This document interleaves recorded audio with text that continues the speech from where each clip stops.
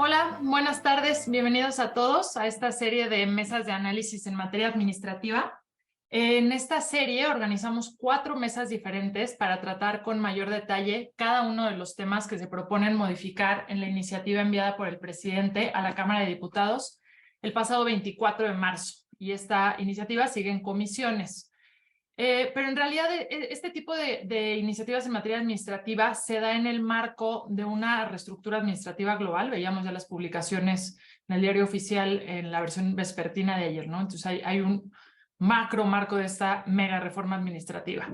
La semana pasada, el jueves pasado, en la primera mesa estuvimos platicando sobre una visión en conjunto, es decir, el análisis de la exposición de motivos y generalidades del paquete de reformas. En esta segunda mesa estaremos analizando ya particularidades, las reformas propuestas, por ejemplo, en materia de contratos administrativos, explotación de bienes del dominio público y la figura de recuperación administrativa. Vamos a tratar estos 3 temas hoy. Y nos acompañan verdaderos expertos en materia administrativa. Primero nos acompaña el maestro Carlos Alberto Sánchez García, quien estudió Derecho en la Universidad Autónoma de Querétaro y la maestría en Derecho en la misma institución. Se ha desempeñado tanto en el sector público y privado en áreas de litigio y consultoría, principalmente enfocado en juicio de amparo, derecho administrativo, responsabilidad patrimonial del Estado y responsabilidades de los servidores públicos. Escribe mensualmente para la revista Paréntesis Legal y es autor del libro La suspensión en el juicio de amparo. ¿Cómo estás, Carlos? Erika, muchas gracias por la invitación, a IntelliJuris, desde luego también por abrirnos este canal para compartir un poco de todo este entramado que se está fraguando en nuestro legislativo. Muchísimas gracias, Silvia, también muchísimas gracias por acompañarnos. También, por su parte, nos acompaña la doctora Silvia Eugenia Rocha Torres, especialista en materia administrativa por la UNAM, maestra en Derecho Comparado por Harvard y con estudios en London School of Economics. Es coordinadora de la Comisión de Derecho Administrativo de la Barra Mexicana de Abogados y profesora universitaria. De su extensa trayectoria destacan cargos en el sector público, al haber sido, entre otros, su Procuradora Fiscal Federal de Asuntos Financieros de la Secretaría de Hacienda y Crédito Público, y también cuenta con amplia trayectoria en el sector privado. Actualmente participa en una de las firmas de consultoría internacionales más reconocidas. Bienvenida, Silvia, ¿cómo estás? Muchísimas gracias, Erika IntelliJuris, por la invitación. Realmente estoy muy contenta de participar con ustedes en esta mesa con temas tan interesantes y sobre todo en compañía de Carlos Alberto. Creo que tendremos una plática muy dinámica en estos temas que son complejos, pero es necesario entenderlos. Muchas gracias. Muchas gracias a ustedes. Pues bienvenidos a esta segunda mesa. Yo soy Erika Mendoza Bergmans, soy abogada litigante en materia administrativa y constitucional. Y pues nada, vamos a tener una dinámica muy interesante. Vamos a hacer 3 rondas tratando cada uno de los temas. La primera ronda, y voy a cederle la palabra a Carlos para empezar, vamos a hablar de las modificaciones que se proponen a los contratos administrativos. Creo que vale la pena exponer qué es lo que se está proponiendo y abordar conceptos como qué es esto de las cláusulas exorbitantes en derecho administrativo, el ius variandi, o más bien hablemos del régimen exorbitante en derecho público, ¿no? Carlos, adelante. Muchísimas gracias. Fíjate que la mesa pasada nos dio una muy buena introducción para estos efectos de lo que vamos a platicar hoy por 2 principales razones. La primera es, a ver, la exposición de motivos nos da una línea muy significativa de lo que vamos a estar viendo ya con los contenidos propiamente normativos, que es, básicamente, queremos una administración que tenga muchas facultades, que ya tiene, pero que ahora le damos un poco de un toque que las potencia o que me las permite ejercer en una mayor medida discrecional, y no hablo de un tema de discrecionalidad que vamos a ver seguramente más adelante, sino en un tema de discrecionalidad un poco desbocada, por llamarlo así. Y en este contexto nos da mucha la apertura de que la exposición de motivos de pronto empieza a hablar de algo que para la exposición de motivos se llama cláusula exorbitante.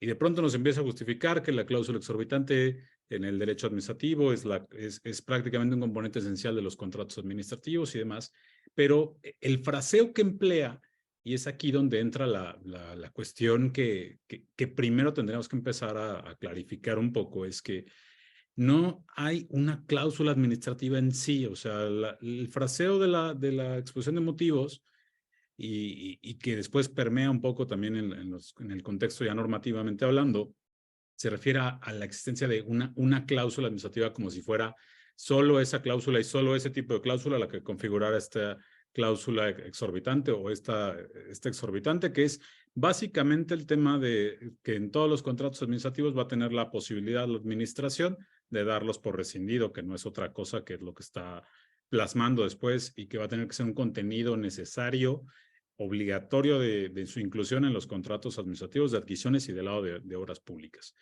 Pero cuando hablamos en realidad, y esto es para darle un poquito de contexto a donde nos vamos a situar, del régimen exorbitante, en realidad se trata de un abanico de posibilidades o de cláusulas que pueden estar en los contratos, distintos a los contratos de naturaleza privada o a los clásicos contratos civiles, mercantiles, etcétera, porque acá sí, eso es algo con lo que se ha convivido pacíficamente en el derecho administrativo desde hace mucho tiempo, que es la preeminencia que tiene la administración en esta clase de relaciones contractuales por un motivo sustancial que es, a ver, todo contrato público, administrativo, todo contrato administrativo busca un solo fin, que es el interés general, la satisfacción del interés general, ya sea adquiriendo cosas, realizando obras, prestando servicios. En esta clase de relaciones en que tenemos a una administración como parte contratante, pues en realidad tendríamos que tener en consideración que ha existido desde hace muchísimos años y es algo con lo que se ha convivido y con lo cual incluso la doctrina administrativa es completamente uniforme en sostener que es aceptable tanto en el plano fáctico como en el plano necesariamente administrativo, es decir, hablando con una condición normativa, que la administración tenga un régimen que le permita hacer cosas contractualmente hablando que no hace el resto de los particulares o el resto de los contratos en sus relaciones, que no es otra cosa que poder interpretar unilateralmente el contrato, tener facultades de inspección, vigilancia respecto a las obligaciones contractuales, cambiar, y esta parte vamos a volver después con el tema del jus variandi, es decir, modificar la forma en la que están las relaciones contractuales establecidas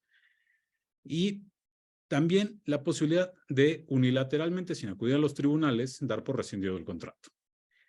Es decir, no tenemos una cláusula exorbitante en sí, sino una pluralidad de condiciones que pueden darse, que no son otra cosa que ventajas contractuales que tiene la administración y que debe de tener en función del interés público. Es decir, acá el objetivo del contrato, de todo contrato del que estamos hablando, es la satisfacción de ese, y aquí otra vez nos topamos con esto que la propia iniciativa no toma digamos, una batuta significativa en uniformar el uso que va a emprender de interés general, interés social, orden público, etcétera. Aquí es un poco variopinta, en realidad pretende hablar de lo mismo, pero utiliza distinta terminología, que para efectos de la iniciativa no acaba teniendo un impacto, por llamarlo así, aunque si habláramos dogmáticamente sí tendría algunas otras condiciones que tendríamos que tratar más puntualmente si es un caso o el otro, o si puede haber o no puede haber distinciones. Pero para efectos de lo que hace la iniciativa y que lo vamos a trabajar aquí de la misma forma, estamos hablando necesariamente, pues básicamente de sinónimos que están empleando.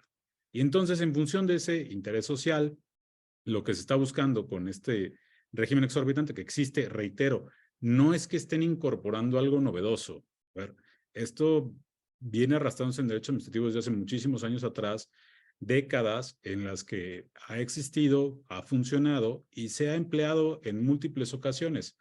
La condición ahora que viene a añadir ya con esto que le llamaron la cláusula exorbitante es que, a ver, todos los contratos administrativos van a tener que tener esta inclusión necesariamente de decir que puedo yo dar por rescindido el contrato en forma unilateral. Y también lleva un correlativo que va a ser bastante importante para estos efectos. Ahora es, si tu servidor público no incluyes estas cláusulas que ahora son de inclusión obligatoria en los contratos, pues incurrirás en responsabilidad. Y entonces ya trastoca un poco la dinámica que puede surgir con los contratos. Y sin extenderme demasiado para ceder la palabra a Silvia, esto nos va a ocasionar que en algunos contratos la incertidumbre que nos va a generar, es decir, a veces la seguridad y certeza jurídica que tengamos relativa a los contratos, puede venir donde está distorsionado o donde puede llegar a generar una distorsión, porque igual y, no sé, la iniciativa tal vez tiene en mente contratos multimillonarios, pero en realidad dentro del abanico que tiene la administración para contractuar, podemos comprar plumas, podemos comprar incluso hasta libros, ahorita aprovechando el marco de referencia. Realmente no es que en todos los contratos surja la necesidad imperiosa de incluirlos forzosamente la cláusula, y es donde creo que es el primer punto de quiebre de la iniciativa, esta inclusión forzosa y obligatoria de la cláusula de rescisión que ellos llaman cláusula exorbitante para efectos de todos los contratos. Silvia. Muchas gracias. Gracias por la introducción. Y a mí me gustaría comentar respecto de lo que nos expresaste ahorita, algunas cosas que a mí me preocupan mucho. Lo primero es la forma en que está establecida la exposición de motivos. A mí, por aras del destino, en mis múltiples trabajos me ha tocado participar elaborando exposiciones de motivos de diversos ordenamientos. Y siempre que elaboramos la exposición de motivos, lo que tratamos de hacer es reflejar realmente lo que traen las disposiciones. En esta exposición de motivos más bien vemos una explicación de cómo ciertos conceptos que se aplicaron antes no estuvieron bien, no fueron correctos, y parece como si estuviera apenas surgiendo este concepto de cláusula exorbitante, que coincido contigo, es algo de tradición del derecho administrativo, es un régimen exorbitante que viene junto a los contratos administrativos y por tanto, al venir junto a estos contratos administrativos tiene que aplicarse. Es inherente a la aplicación del contrato administrativo. Sin embargo, esta característica específica de que lo hagan obligatorio, la respuesta creo que va a haber de servidores públicos, si esto ve la luz ya como normatividad, es que lo van a aplicar en todos los casos. ¿Por qué? Porque no hay una distinción, como decías tú, entre contratos pequeños o contratos grandes, sino que desde mi punto de vista se va a aplicar para todo, porque el hecho de que tengas la espada de Damocles, de que te puedan fincar responsabilidades administrativas, pues es algo que a los propios servidores públicos les puede crear una situación compleja. Ser servidor público, la verdad, es una actividad de riesgo. Estás junto a un régimen de que todo el mundo te está observando, los particulares no están de acuerdo con lo que haces, por otra parte tienes el órgano interno de control de tu ente, tienes la Auditoría Superior de la Federación, tienes que presentar informe, te están auditando, estás haciendo muchas cosas. Entonces, ante esta situación de régimen demasiado estricto para los servidores públicos, lo que van a hacer es inmediatamente aplicar este régimen exorbitante. ¿Y qué va a significar? No va a significar nada más poner una cláusula, va a significar que van a revisar todo el contrato y todo el contrato vamos a empezar a ver cosas que antes no veíamos. Mucho más fuerte este ímpetu del Estado, este poder del Estado en esta parte de los contratos. Y eso puede ocasionar una distorsión en la manera en que se están llevando los contratos administrativos en este momento. Y la otra es también que la posibilidad de que el Estado cambie ciertas situaciones cuando vengan situaciones extraordinarias o que considere el propio Estado que pues que se está atentando o que se atentó en contra de determinados principios, lo estamos dejando a un criterio subjetivo. Ahora sí, el evangelio según quién va a calificar que esto sucedió y que sucedió de manera adecuada. Entonces, creo que esos dos puntos para mí son bien importantes y tenemos que estar muy listos para ver cómo viene esta iniciativa y cómo es aprobada. Gracias.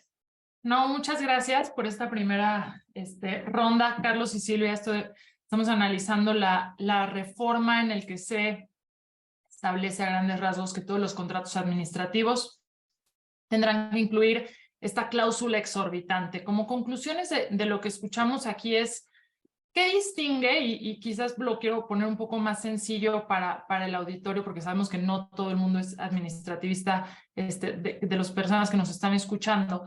¿Qué distingue aquellos contratos celebrados por la administración pública, que les llamamos contratos administrativos, o contratos que tienen una finalidad de orden público con aquellos contratos de derecho privado, ¿no? Decimos, y lo decía muy bien Carlos, no es que sea una cláusula exorbitante, es que es todo un régimen exorbitante. ¿Eso qué quiere decir?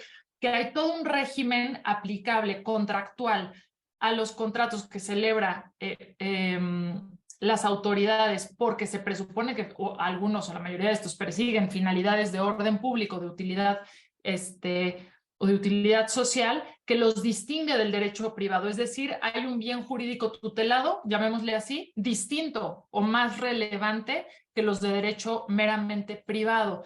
Y al respecto, sin ánimo de repetir todo lo que ya dijeron, me gustaría hacer referencia a una tesis jurisprudencial del Pleno de la Suprema Corte del 2000 o 2001. Esta jurisprudencia del Pleno de la Corte, para quien le interese, creo que es muy ejemplificativa para quien no sepa o no tenga tan claro qué es este régimen exorbitante, ¿no? Y básicamente lo que dijo el Pleno de la Corte es válido estipular cláusulas exorbitantes desde la óptica del derecho privado podrían ser nulas, pero que si lo llevamos al campo del derecho administrativo no son nulas. ¿Por qué? Porque están pensadas en la necesidad de asegurar un funcionamiento regular y continuo del servicio público, ¿no? Entonces, a mí la duda que me surge es, dicen, es obligatorio incluir la cláusula exorbitante, dice la reforma de los contratos administrativos. Ok, y esa cláusula exorbitante, ¿qué va a decir? Lo más interesante es cómo la van a redactar. Ya nosotros como litigantes, ¿no? Nos va a tocar, pues seguramente algún acto de autoridad, nos va a llegar el contrato y vamos a decir, esta era la cláusula exorbitante que estaban redactando. Y regresamos un poco a qué pretenden con esta, porque no necesitaban poner una cláusula, o sea, no se necesita poner una cláusula exorbitante para que el contrato esté sujeto al régimen exorbitante de derecho público. Eso ya existe, ya existía, y como dicen, realmente no ha cambiado mucho. Y Carlos, no te voy a robar la gran frase que me dijiste sobre que es una bazuca, porque creo que con eso podemos empezar la siguiente ronda. Hay manos aquí levantadas pidiendo el registro de la tesis de jurisprudencia del Pleno de la Corte. El rubro lo encontrarían muy fácil, contratos administrativos se distinguen por su finalidad de orden público y por el régimen exorbitante de derecho civil del derecho civil al que están sujetos. Es decir, los sacamos, es un régimen que sacamos del derecho civil, ¿no? Los contratos públicos. Pero bueno, como vamos a hacer 3 rondas y vamos a ir abarcando tema por tema, con esto damos por cerrada la primera ronda de reflexiones, a reserva de que sobre tiempo y entremos en estas después, sobre esta nueva obligación que dicen, ahora qué va a pasar, porque nosotros tenemos un análisis, los servidores públicos que van a redactar el contrato y que lo van a firmar, pues estarán sujetos a algunas otras obligaciones y riesgos, como bien dice Silvia, que es un deporte de alto riesgo ser servidor público. No, nunca lo he sido, pero no lo dudo. Pero bueno, entonces no es una cláusula, es todo un régimen exorbitante. En la ronda 2, ahora, para la ronda 2, cerrando el tema de contratos administrativos, hay que ver qué se propone en esta reforma en materia de responsabilidad patrimonial del Estado, ¿no? Vamos a recordar que esta responsabilidad patrimonial del Estado es aquella que pueden exigir los gobernados a raíz de un daño que se les cause por una actividad administrativa irregular, y esto daría mesas y mesas de diálogo, ¿no? Y esta actividad administrativa irregular que cause un daño en particular da derecho a exigir una indemnización por el daño causado. Entonces, Carlos, vamos a abusar de tus habilidades expositivas. ¿Y qué es lo que se propone en la reforma en materia de responsabilidad patrimonial del Estado y qué opinas? Pues mira, a ver, regresando un poquito ahorita brevemente al último comentario, la verdad es que el tema de lo que decías, nada más como para cerrar muy bien ese tema y con lo mismo que decía Silvia también, de que se convierte en un deporte de alto riesgo, nos va a generar servidores públicos que están actuando a la defensiva, en primer lugar, que es lo que nos dice Silvia, y es donde puede estar lo peligroso con la operación del contrato. Y lo segundo que reiterabas tú y que también en algún momento venía yo platicando con Darío Ángeles, otro administrativista, con el tema de, a ver, el hecho de que la incluyan o no la incluyan ya está. O sea, lo mismo que decías tú ahorita, Erika, está ahí presente.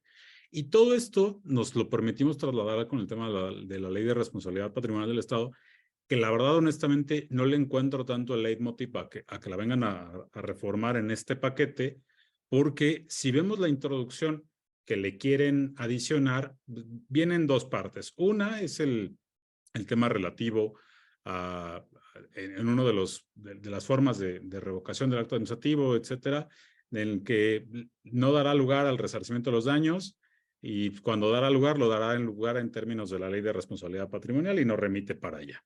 Y cuando vemos lo que nos remite en la Ley Federal de Responsabilidad Patrimonial, sabemos que traemos vamos a llamarlo, una ley algo ya desactualizada y un poco vetusta en algunos lados de nuestra Ley de Responsabilidad Patrimonial.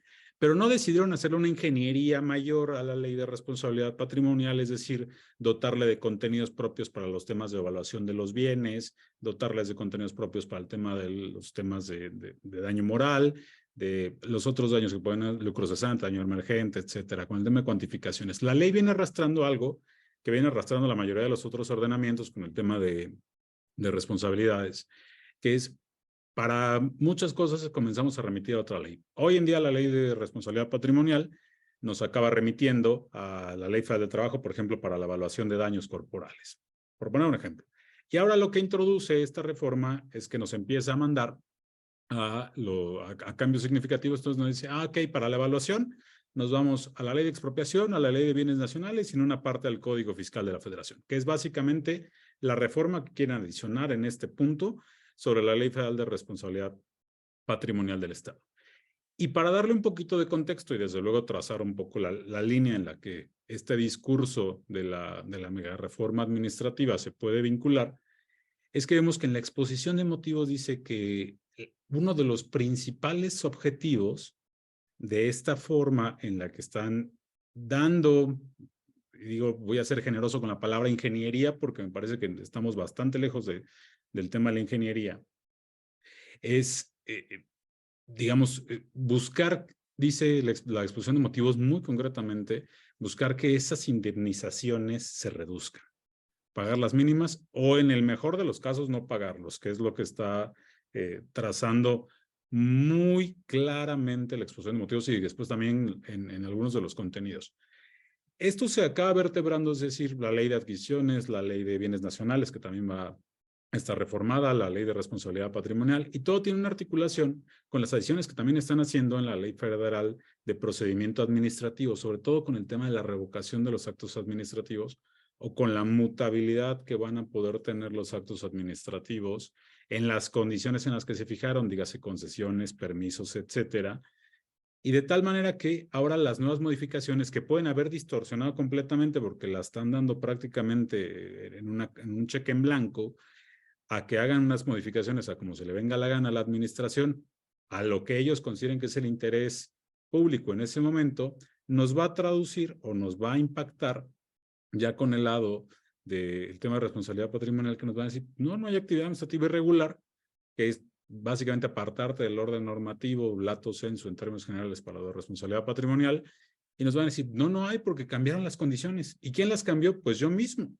Entonces, si yo tengo esa posibilidad de cambiar las mismas condiciones a las que estoy sujeto, por ejemplo, contractualmente, en términos de permisos, etcétera, pues tenemos un abanico bastante amplio para decir, ¿dónde está la actividad administrativa irregular? Si yo mismo me cambié las condiciones que tenía y por lo tanto, ahora que me las cambié, pues ya no estoy irregular porque ya estoy funcionando con las condiciones. Y quien no está funcionando ahora con las condiciones eres tú, particular al que está sujeto de este permiso y está sujeto de esta concesión. Y como te cambia la dinámica, incluso hasta llegar al extremo, porque puede esto llegar al extremo de distorsionar completamente hasta el tema del equilibrio económico, por ejemplo, hablando de una concesión, y ahora incumples. Sí, incumplo porque no puedo tener las condiciones económicas para cumplir en las nuevas condiciones en que me has puesto.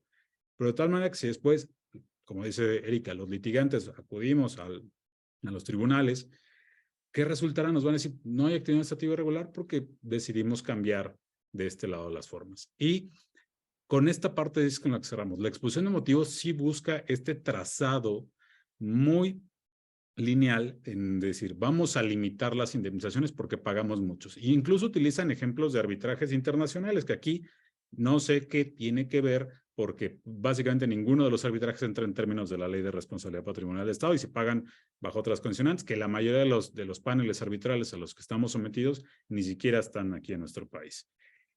Y esto nos lleva también a pensar que la Corte ya ha ido construyendo, lleva más de 15 años construyendo esta línea, de que aquellas topes que están y están todavía en la Ley de Responsabilidad Patrimonial del Estado con el tema del daño moral, hasta un limitante te dice, oye, estos topes están contrarios al derecho a la reparación integral. Y después también ha seguido esa misma línea construyendo que el tema de los topes, las limitaciones a la reparación integral, perdón, a las indemnizaciones, son contrarias a este derecho a la reparación integral. Por ahí también interpretado hasta los contratos de seguro cuando excluyen ciertos daños, etcétera. Y la línea es muy concreta. A ver, yo tengo que resarcir el daño. No voy a enriquecer a la víctima porque la realidad es que no es esa la función de la indemnización, pero tampoco la voy a empobrecer, ni le voy a estar una limitante porque posiblemente no tenga esa función reparadora la indemnización, hablando compensatoriamente, como el derecho de daños, de este supuesto en particular. Y con eso cerraría yo esta parte. Perfecto, Carlos, muchas gracias. Silvia, te escuchamos. Gracias. Fíjate que yo partiría de la propia exposición de motivos. La exposición de motivos a mí se me hace muy reveladora y hay muchas cosas como que no vienen en las disposiciones que se modifican. Y este caso es para la Ley de Responsabilidad Patrimonial del Estado. Partiendo del concepto de necesito dinero, voy a sacar dinero de debajo de las piedras y no me gustó pagar indemnizaciones. No importa que esas indemnizaciones vengan de otro esquema diferente de arbitrajes internacionales, que es donde más se ha pagado este tipo de cantidades, no importa de dónde vengan, pero no quiero como Estado pagar porque son montos muy grandes, hablando en estos casos, ¿no?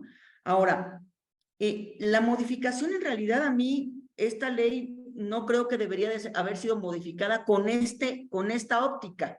¿Necesita modificaciones de otro tipo? Por supuesto que sí, pero debe de ser objeto de otra cosa diferente. Aquí como que la metieron, como que se les había olvidado, dijeron, creo que esta ley viene en el paquete, vamos a hacerle una pequeña modificación.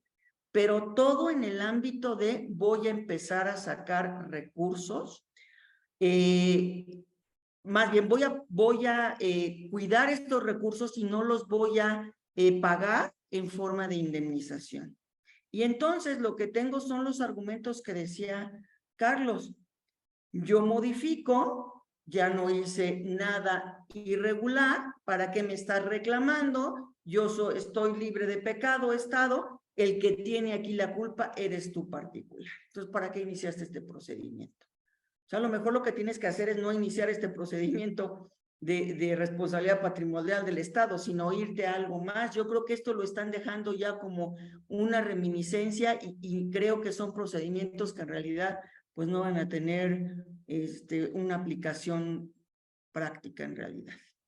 Gracias. Muchas gracias. Sí, justamente recapitulando un poco las ideas ahora que me toca a mí moderar. A ver, justamente la reforma que se está proponiendo como que constituye un tope a las indemnizaciones por materia de responsabilidad patrimonial del Estado por actividad administrativa irregular, me parece que sigue mucho la línea de aumentar discrecionalidad, o llamémosle así, por no decir arbitrariedad, del Estado, es decir, margen de actuación sin tanta responsabilidad. Parece que ese es el mensaje subyacente, ¿no? Ese es el mensaje que está en la exposición de motivos. Ese es de hecho lo que veníamos platicando desde la mesa la semana pasada. Decíamos, parece que se quiere, o el mensaje subyacente de la reforma es, voy a aumentar poder estatal con menos responsabilidad. ¿Cómo aumento el poder estatal? Con conceptos como interés público. ¿Cómo materializan eso? Y eso ya no lo platicamos en la mesa pasada, lo estamos platicando aquí, incluyendo una cláusula exorbitante en contratos administrativos en los que, quién sabe qué vayan a decir esas cláusulas, pero parecería que van a decir se puede rescindir el contrato por causas de interés, cuando se considere que se actualiza una causa de interés público, ¿no? Ya. Y sigue la misma línea, los límites a las indemnizaciones y en la tercera ronda vamos a ir a recuperación administrativa, ¿no? Incluso. Y justamente a mí me gustaría hacer esta reflexión. Parece que hay y lo voy a decir en inglés, la palabra es maravillosa, ¿no? Hay una reducción en el accountability estatal, ¿no? No quieren rendir cuentas, no se quieren hacer responsables de sus actos. Por último, coincido totalmente que la Ley Federal de Responsabilidad Patrimonial podría ser objeto de buenas reformas. Creo que se ha aprendido, y más por litigantes. Yo sé que Carlos se dedica mucho a responsabilidad patrimonial del Estado.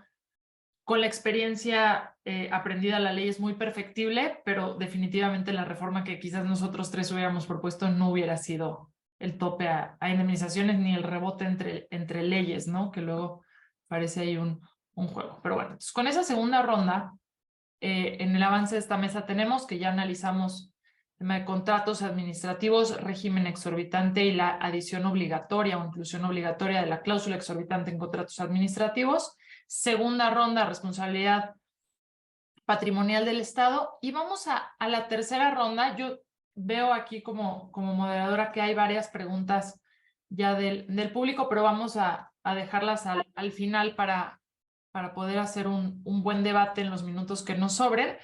Y en esta tercera ronda vamos a abordar el tema de recuperación de bienes y revocación oficiosa. ¿Qué opinas, Carlos? ¿Qué propone la reforma y qué opinas?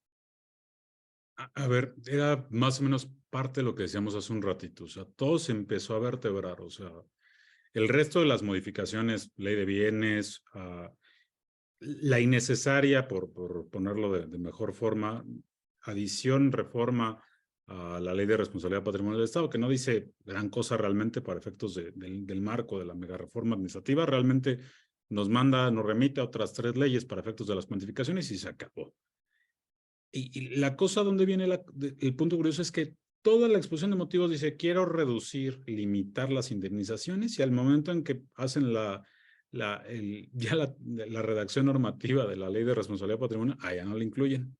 ¿Por qué? No lo sé. ¿Cómo la van a interpretar? Esa es la parte donde viene lo interesante, que es donde se empieza a vertebrar todo con el tema de, a ver, si la llave que ahora les estamos dando o que la administración está proponiendo darse a sí misma es una que abre todas las puertas con esta interpretación ahora del interés general, interés público, etcétera, realmente lo que tenemos es una discrecionalidad amplia de libre apreciación para efectos de en cada caso considerar de qué estamos hablando con el interés público. Y uno de los que sí ejemplifica muy bien cómo esta línea de la exposición de motivos, voy a decirlo más con un contenido ideológico que con otra cosa, es decir, quiero un Estado muy fuerte, quiero un Estado que no tenga candados, quiero un Estado que pueda hacer lo que necesite hacer cuando lo quiera hacer. Y aquí tenemos el ejemplo también de la adición que se dio con la ley de obras públicas. La ley de obras públicas es ahora, yo voy a iniciar mi obra y después voy tramitando los permisos, los impactos ambientales, etcétera. O sea, hay tan solo con el tema de impacto ambiental que no es un tema gravísimo. Es decir, yo llego, empiezo mi obra y como yo soy la administración, esta administración fortachona que quiero ser, que no tiene candados, que no tiene un control previo de ese lado y en el que lo que yo venga a argumentar en este caso, que es como hemos visto que ha ocurrido, sobre la noción de interés general, interés público, es lo que ahorita va a primar. Y entonces, si a mí se me viene a ocurrir hoy en día que necesito atravesar una reserva a la biosfera para hacer un proyecto que ahorita se me ocurre prioritario, pues primero empiezo a hacerlo y mientras lo voy haciendo voy y tramito el resto de los permisos que necesito, autorizaciones, dictámenes y demás. Esta es, yo creo que en las adiciones que tiene esta reforma, es el reflejo fiel de lo que quiere hacer la administración pública bajo la noción de esto. Es decir, quiere una administración que pueda hacer lo que necesita hacer cuando se le antoje hacerlo. Y esto es donde viene el punto primordial sobre el que gira todo esto. A ver, nos hemos dado, o se ha dado cuenta la administración a través de ensayo-error, que con las bases normativas que tenía en la actualidad, pues de pronto sí tenía ciertos frenos, sí tenía cosas que le podían ocasionar un problema. Y ahorita con la reforma a la Ley General de Bienes es el ejemplo perfecto en una adición que le quieren incluir. Voy a regresar con esta para no detenerme ahorita con eso. Pero es la línea en la que está construida ahora la reforma también a la Ley de Bienes Nacionales con el tema de la recuperación, retención de la posesión, etcétera, de bienes de dominio público. Decíamos, todo el mundo piensa que dentro del derecho administrativo la parte en donde estudiamos los bienes del dominio público, el régimen patrimonial de las administraciones públicas y demás, es la parte aburridita, ¿no? Pues sí, tiene la administración las paraestatales, esto y lo otro, estos pueden tener régimen de este sentido, esto y lo otro, y nadie nos parece como la parte más amena del derecho administrativo hasta que de pronto pues, tenemos, no sé, concesionado una parte de un bien federal y ahora va a llegar la administración, que aquí voy a llamarlo plenipotenciaria, a decir, oye, vengo en la vía administrativa a ordenarte, emitirte la orden de recuperar mi bien. Devuélvemelo. Y la condición importante de esta adición que le pusieron, que aquí es donde previamente cuando platicamos Erika y yo, le decía que, a ver, las mismas herramientas que está tratando de modificar ahora la ley ya estaban.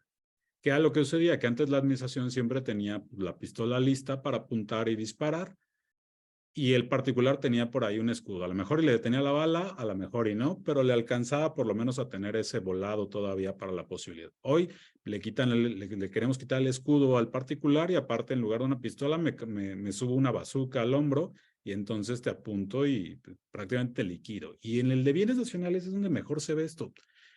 En la misma orden en la que yo inicio el procedimiento para la recuperación del bien inmueble, te digo que en 72 horas me lo tienes que entregar. Es decir, llego yo a tu puerta y te digo, ¿sabes qué? Incumpliste con X, Y, Z, porque también aquí te pude modificar las condiciones del uso del bien en tu permiso, concesión, etcétera.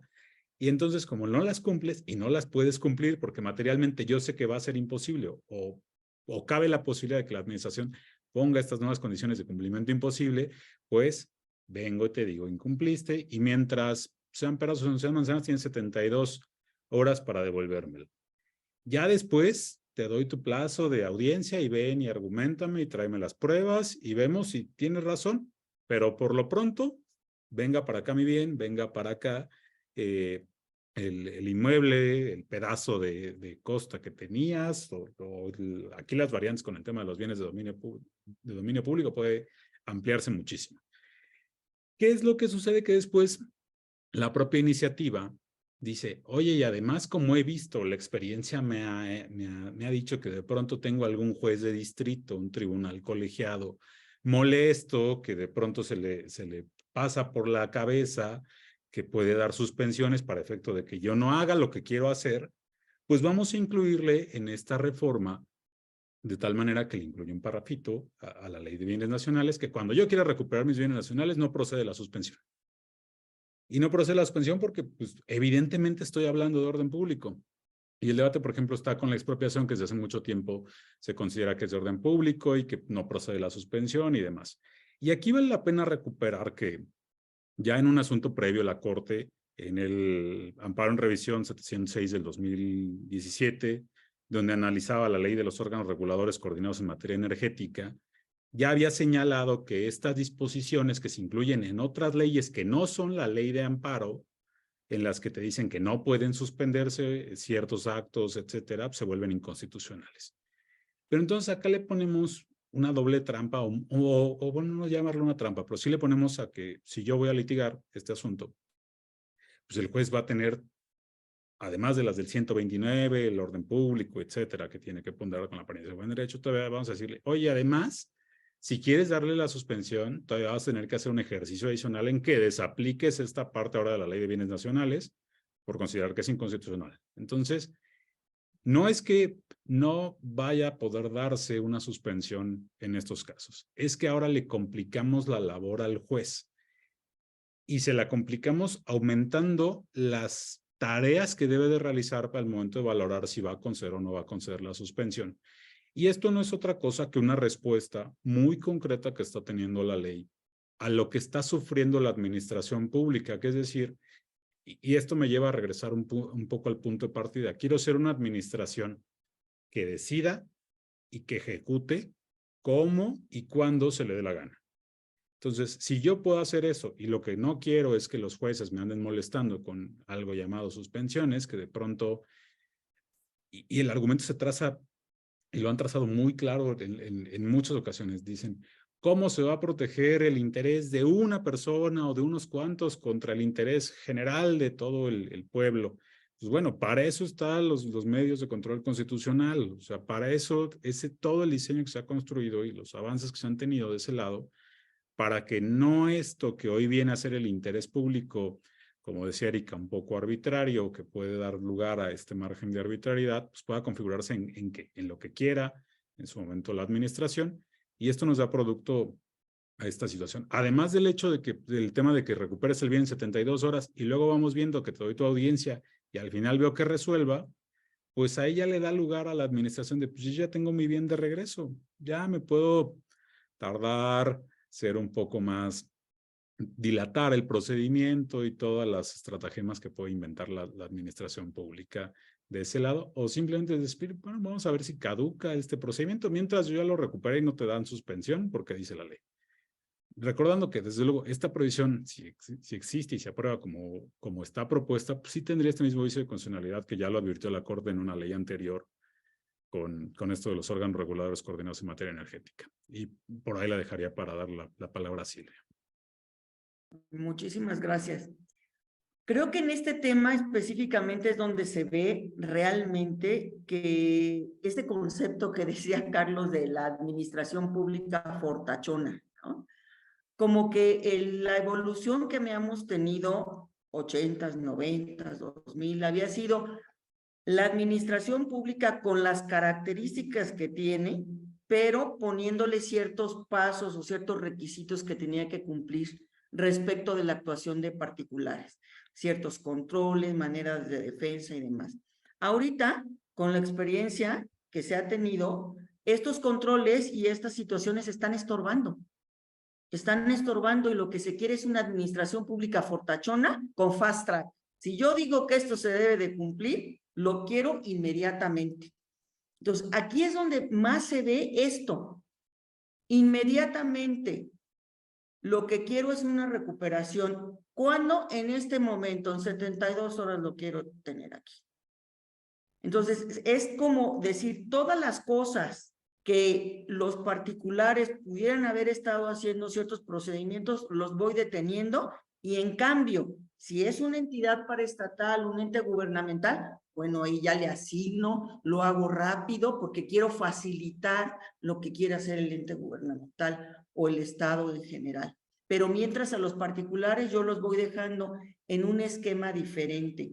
Yo coincido que de aprobarse como está ahorita, va a tener muchos problemas de aplicación. Yo creo que es posible aplicar procedimientos en contra de estas determinaciones de la ley, porque sí están yendo mucho más allá de lo que el Estado realmente podría hacer en condiciones normales. Y una parte bien importante, están ahuyentando mucho la inversión. Lo que se quiere es certeza jurídica y lo que parecería ser con todo este paquete y fundamentalmente con este punto es la certeza jurídica desaparece y yo como inversionista, como alguien que quiero hacer alguna operación, si me encuentro con estas mecánicas, pues me voy a asustar. Mejor me voy a ir a otro lado o va a ser mucho más costoso participar. Gracias. Yo aquí retomaría un punto, si me permites, Erika, Por supuesto. con este tema a ver, nos va a generar inseguridad y nos va a generar falta de certeza jurídica. ¿Por qué? Porque por una sencilla razón, a ver, saber que en estas condiciones tenemos un montón de posibilidades de que nos suframos variaciones en las condiciones en las que originalmente llegamos nosotros a obtener un permiso, concesión, un contrato, pues nos va a generar desde luego que si sabes que tienes esta incertidumbre que puede suscitarse, pues eso va a tener dos efectos. Una, menor competitividad con las personas que llegan a querer obtener esto, contratos, etcétera. Más cara la contratación también va a ser, porque estos costos indirectos, vamos a llamarlos así, asociados ahora al tema de la inseguridad que tengo, pues tengo que trasladarlos de tal manera que me garantice que por lo menos inicialmente obtenga yo la rentabilidad suficiente para que el negocio funcione. O sea, a final de cuentas, eso también tiene un componente económico. Y luego, la posibilidad de modificación nos puede dar lugar a distorsiones que aquí no tienen una limitante, como está ahorita trazado todo, con el tema del equilibrio económico.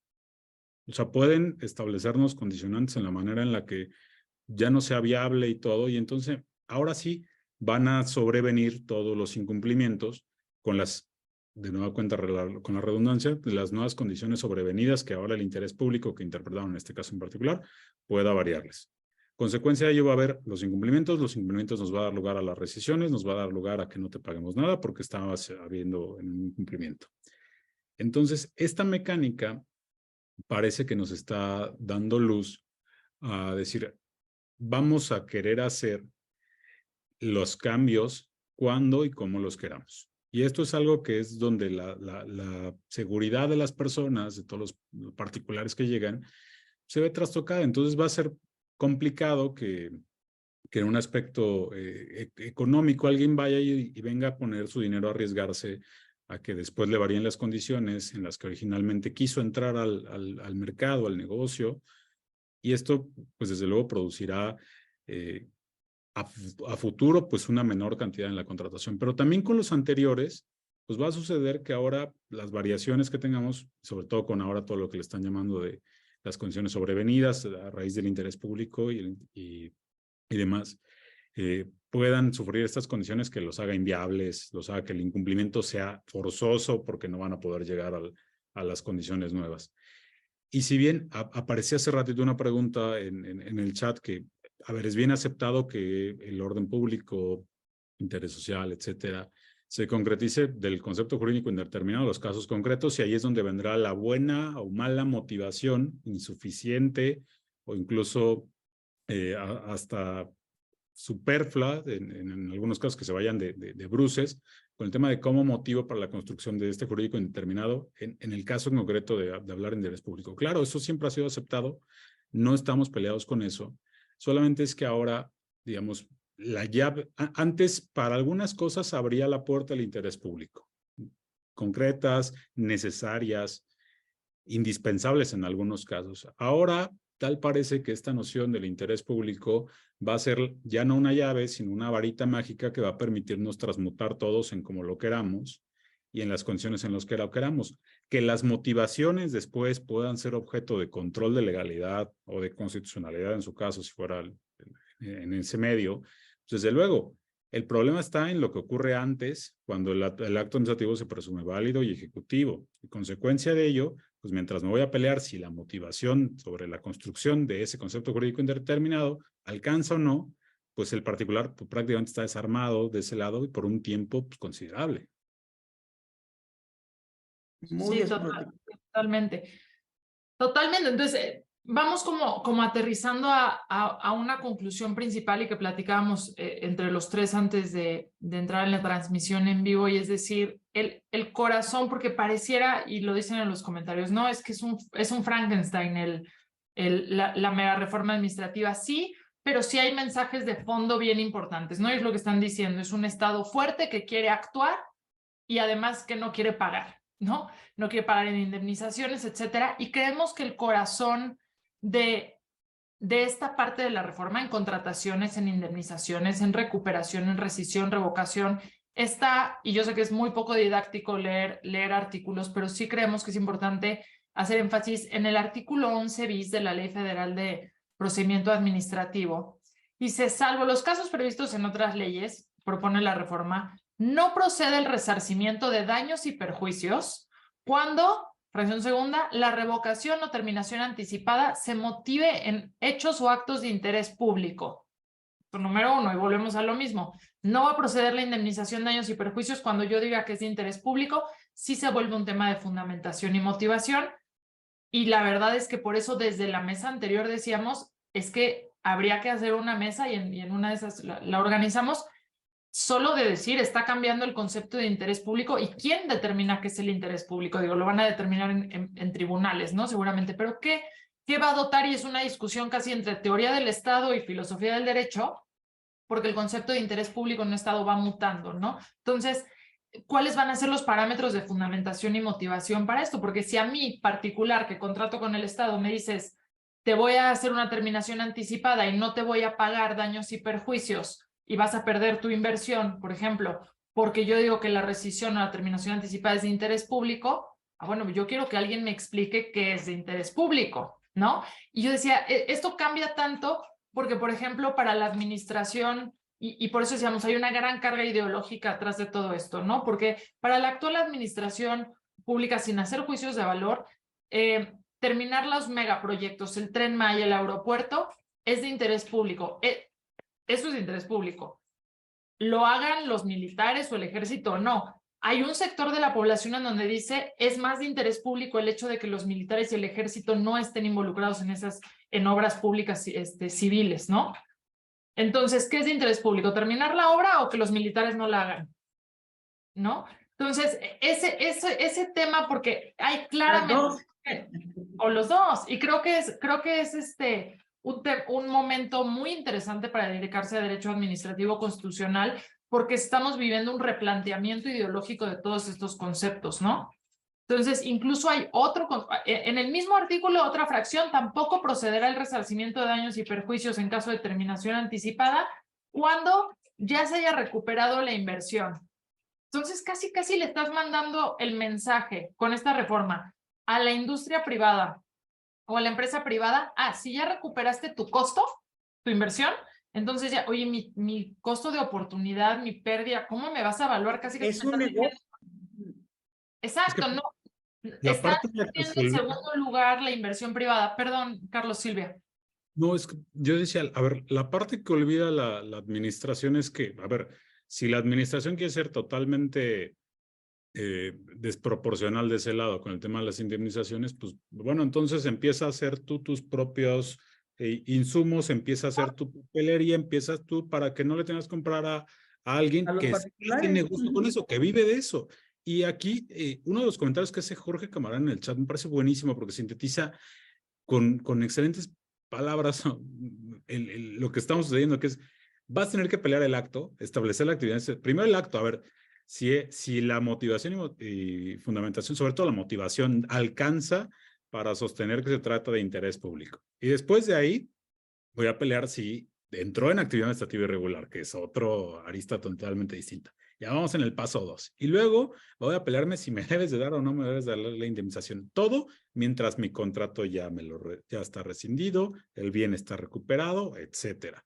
Consecuencia de eso, ¿qué es lo que va a suceder? A ver, el particular que esté en esa situación tiene que recurrir, por ejemplo, a Erika, y a Erika le va a decir, sí, yo te llevo con mucho gusto tu asunto, nada más que pues, mis honorarios son tantos. Entonces, afrontarla toda la clase de procesos jurisdiccionales o procedimientos administrativos que dan lugar a posterior de esta construcción del interés público, pues sin lugar a duda también es dinero y también es costo para los particulares que tienen que asumir y que esa asunción, desde luego, les va a significar un riesgo, porque sí, igual y ganas en 10 años ya cuando hasta tu empresa se liquidó, ya estás en concurso mercantil que le debes a 20,000 personas porque no te pagó la administración pública, porque se le ocurrió rescindirte el contrato, porque te modificó las condiciones y dice que no tienes derecho a indemnización de nada.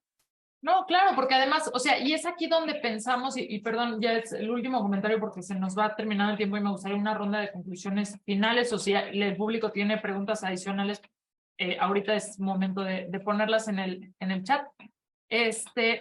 Y aunque parece que es una reforma de que va desde juicio de lesividad hasta revocación, hasta paraestatales, etcétera, y uno dice, ¿y esto con qué se come? Porque parece que hay reformas procesales y sustantivas de diferentes temas, pero cuando uno lo ve en lectura en conjunto, vamos haciendo esta disección que hemos estado, o que es el objeto de haber hecho las 4 mesas en partes, decimos, es que sí se conecta. Por ejemplo, esta parte de la reforma en donde dicen vamos a poder iniciar obra pública sin la autorización, ¿no? Es decir, de manera simultánea que la autorización está en trámite. Y esto, como dice Carlos, pues es una reacción a lo que ha venido viviendo la administración pública. Es lo que pasó en realidad en la suspensión del Tren Maya. No tenían la autorización de impacto ambiental o las autorizaciones ambientales para empezar la construcción en algunos tramos del Tren Maya y se la suspendieron por falta de esa autorización, que dicen, pues iniciamos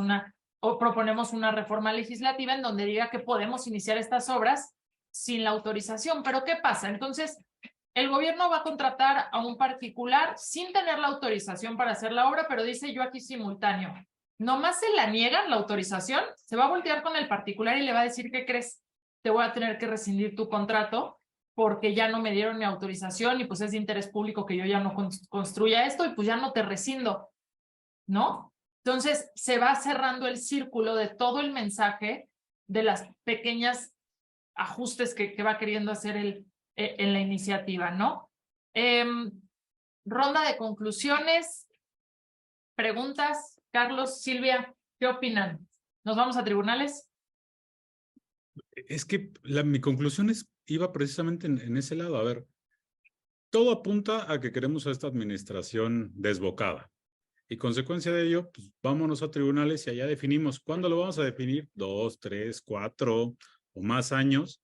Y es donde viene el problema realmente. Porque, está bien, si todo lo tenemos que definir en tribunales, pues también va a significar un costo para los tribunales, perdón el ruido de fondo, va a significar un costo adicional para las personas que tengan que acudir a los tribunales, porque aparte, pues como bien nos acordaremos en materia administrativa, salvo excepcionalmente, nunca te van a dar tus gastos y costas.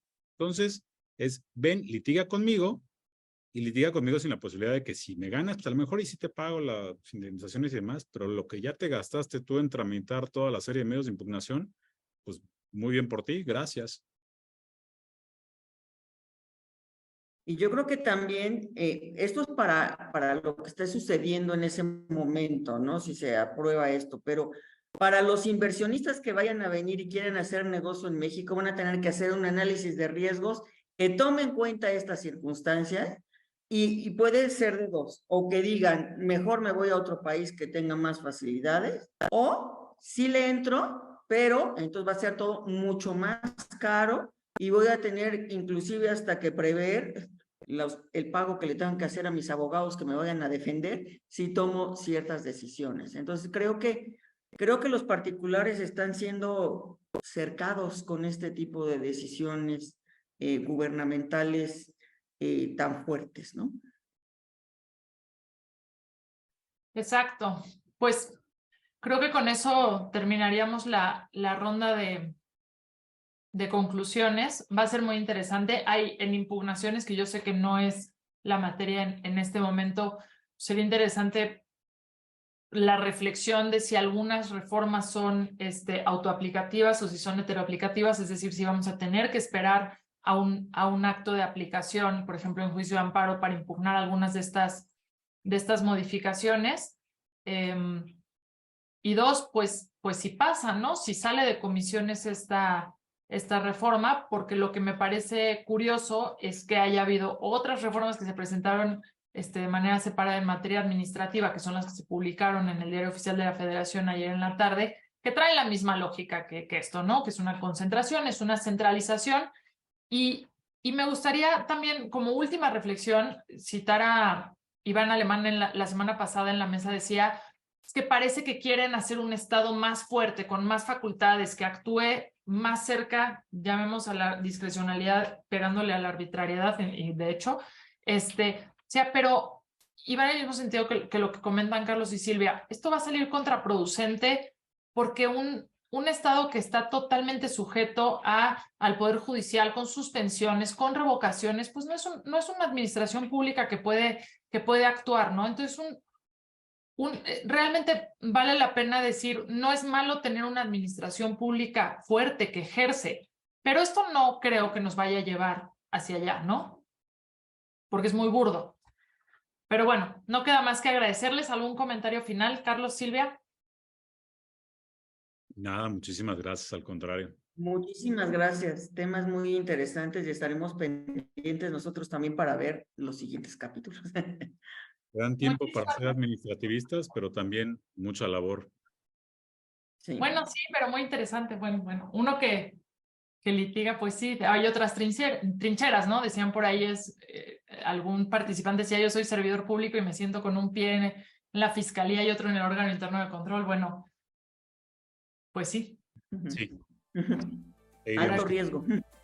Perfecto, pues muchísimas gracias, nos despedimos y nos vemos la próxima semana, jueves, con temas particulares también, a la misma hora, de 7 a 8, para seguir tratando particularidades de esta mega reforma administrativa. Muchas gracias.